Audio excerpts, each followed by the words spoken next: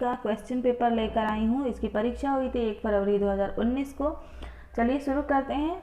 पहला क्वेश्चन है कि आचार्य वामन के अनुसार काव्य के कितने गुण माने गए हैं या काव्य के कितने गुण होते हैं। तो इसमें ऑप्शन दिया हुआ है 12, 9, 20 और 3 का। तो आचार्य वामन के अनुसार 2 प्रकार के गुण स्वीकार किए गए हैं काव्य के। तो पहला होता है शब्द गुण और जो दूसरा होता है अर्थ गुण होता है, और इन दोनों के 10-10 भेद मान लिए गए हैं। तो कुल मिलाकर 20 भेद, 20 गुण काव्य के स्वीकार किए गए हैं। तो ऑप्शन जो इसमें का सही होगा वो होगा सी।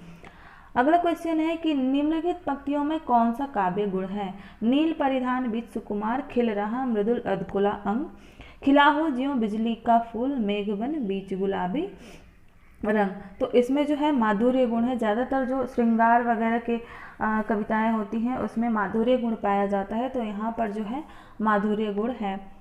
तीसरा है कि काव्य दोषों के कितने प्रकार बताए गए हैं। ऑप्शन है 8, 3, 10 और 7। ठीक है, तो काव्य दोष जो होते हैं वो 3 प्रकार के होते हैं। पहला होता है शब्द दोष, दूसरा अर्थ दोष और तीसरा होता है रस दोष। शब्द दोष के भी 37 प्रकार होते हैं, अर्थ दोष के भी 27 प्रकार होते हैं, रस दोष के 10 प्रकार होते हैं। तो यहाँ पर जो है वो सही आंसर होगा बी, 3।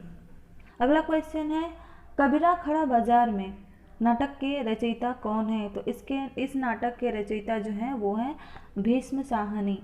अगला क्वेश्चन है कि सदाचार का ताबीज के लेखक कौन है। तो सदाचार का ताबीज के जो लेखक है वो हैं हरिशंकर परिसाई जी। ठीक है, हरिशंकर परिसाई जी, और ये जो है निबंध है।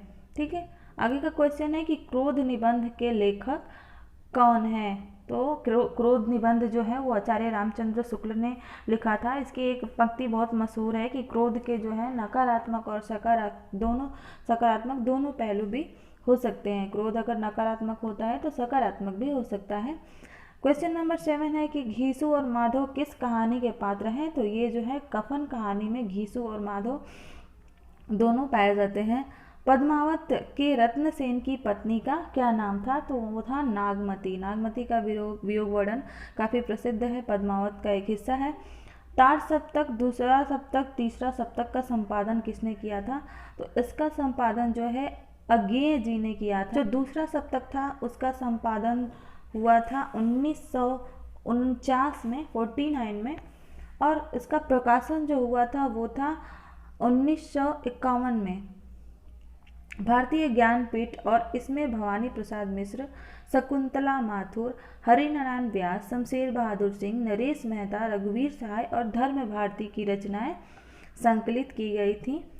तीसरा सप्तक जो है वो 1959 में प्रकाशित हुआ था, और इसमें कुंवर नारायण, कीर्ति चौधरी, सर्वेश्वर दयाल सक्सेना, मदन वात्स्यायन, प्रयाग नारायण त्रिपाठी, केदारनाथ सिंह, विजय देव नारायण शाही की रचनाएं जो हैं इसमें संग्रहित की गई थी। और चौथा सप्तक जो था उसे नामवर सिंह ने संपादित किया था। तो इसका जो सही आंसर है वो है ए। क्वेश्चन नंबर 10 देखते हैं कि विकास की दृष्टि से प्राकृत की पूर्वकालीन अवस्था का नाम है। तो इस अवस्था का नाम है पाली। क्वेश्चन नंबर 11 है कि इनमें से भाषा का कौन सा काल है। अपभ्रंश भाषा जो है उसका काल कौन सा है। तो वो है 500 ईस्वी से 1000 ईस्वी तक। इससे पहले कि भावनाओं में आप बह जाएं, चैनल को सब्सक्राइब जरूर कर लीजिए, और अच्छा लग रहा हो वीडियो तो लाइक भी जरूर कर लीजिए। अब बढ़ते हैं क्वेश्चन नंबर 12 की तरफ। कार्य शब्द का तद्भव रूप क्या है। कार्य है तत्सम शब्द, और इसका तद्भव रूप जो होता है वो होता है काज। सही शब्द की वर्तनी पहचानिए, यानी जो उसकी मात्राएं हैं वो कौन सा सही है। पहला है क्रोधाग्नि, दूसरा क्रोधाग्नि दिया हुआ है, तीसरा क्रोधाग्नि दिया हुआ है लेकिन बड़ी की मात्रा है, लेकिन होगा इसमें से छोटी की मात्रा, यानी ए सही होगा। आगे है यथाशक्ति में कौन सा समास है। यथा जो है एक अव्यय है, तो यहाँ पर जो है अव्ययी भाव समास कहा जाएगा। कारकों को विभक्तियों के साथ जोड़िए। तो ये तो बहुत ही हम लोग काफ़ी छोटे क्लास में पढ़ते थे, 8 में पढ़ते थे, 7 में पढ़ते थे कि कर्ता ने कर्म को करण से अधिकरण में। ठीक है, तो आप इसको देख लीजिएगा कौन सा वाला होता है। डी होगा, हो सकता है। मिला लेते हैं, कर्ता ने कर्म को करण से अधिकरण, डी आंसर सही होगा। मूक शब्द का विलोम रूप है। मूक यानी गूंगा, ठीक है, तो इसका विलोम होगा बहुत ज़्यादा बोलने वाला, तो होगा वाचाल। आकाश का पर्यायवाची शब्द नहीं है। अंबर यानी आकाश होता है, व्योम यानी आकाश होता है, नभ यानी आकाश होता है। तो इसमें से जो अ है अंबक, अंबक यानी आँख होता है, नयन होता है, तो ये जो है पर्यायवाची शब्द नहीं है। क्वेश्चन नंबर 18 है, मान न मान मैं तेरा मेहमान का क्या अर्थ होता है? तो इसका अर्थ होता है कि ज़बरदस्ती गले पड़ना। ठीक है, आगे है कि महाराष्ट्र के भक्तों में किसका नाम सबसे पहले आता है? मैं पहला ऑप्शन जो दिया हुआ है वो है ए सूरदास। तो सूरदास जी थे वो आगरा के बीच में कहीं रुनकता नाम के, मथुरा और आगरा के बीच में इनका जन्म स्थान पड़ता है। ठीक है, मीराबाई जो थी वो राजस्थान के मेड़ता से थी। तुलसीदास जी थे वो थे राजापुर उत्तर प्रदेश चित्रकूट से थे ये। तो बचे नामदेव, तो नामदेव जो थे ये जो थे महाराष्ट्र में थे, मुंबई में थे। पंचगंगा घाट में कबीर किसके पैरों पर नीचे पड़े थे? तो वो थे रामानंद, जो कबीर दास के गुरु भी थे। आगे है सूरदास जी किसके शिष्य थे? तो सूरदास जी जो थे वो वल्लभाचार्य जी के शिष्य थे। वीडियो अच्छी लग रही हो तो लाइक ज़रूर करें, और ऐसी ही तैयारी आपको पीजीटी की करने के लिए चैनल को सब्सक्राइब जरूर कर लें, क्योंकि फॉर्म जल्दी ही आने वाला है पीजीटी का। बढ़ते हैं क्वेश्चन नंबर 22 की तरफ। इनमें तुलसीदास की रचना नहीं है। इनमें से जो कौन है जो तुलसीदास की रचना नहीं है पूछा है।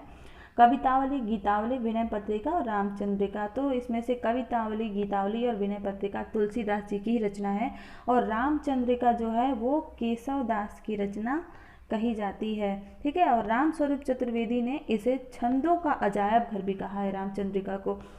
क्वेश्चन नंबर 23 की तरफ बढ़ते हैं। रीतिकाल के प्रमुख कवियों में से कौन है? खुसरो, रहीम, पलटू दास और मतीराम। तो खुसरो, रहीम और पलटू दास जी हैं जो भक्ति काल के ये लोग कवि थे, और मतीराम जी थे ये जो हैं रीतिकाल के कवि कहे जाते हैं। क्वेश्चन नंबर 24 है कि इनमें से भारतेंदु जी का नाटक कौन सा नहीं है? तो भारत दुर्दशा तो उन्होंने भारतेंदु जी ने लिखा था। प्रेम जोगिनी भी जो है भारतेंदु जी का ही है। ठीक है, और चंद्रावली भी भारतेंदु जी का है। तो ये जो राजश्री है ये जो है वो जयशंकर प्रसाद जी का है। ठीक है, तो इसका आंसर होगा डी, राजश्री।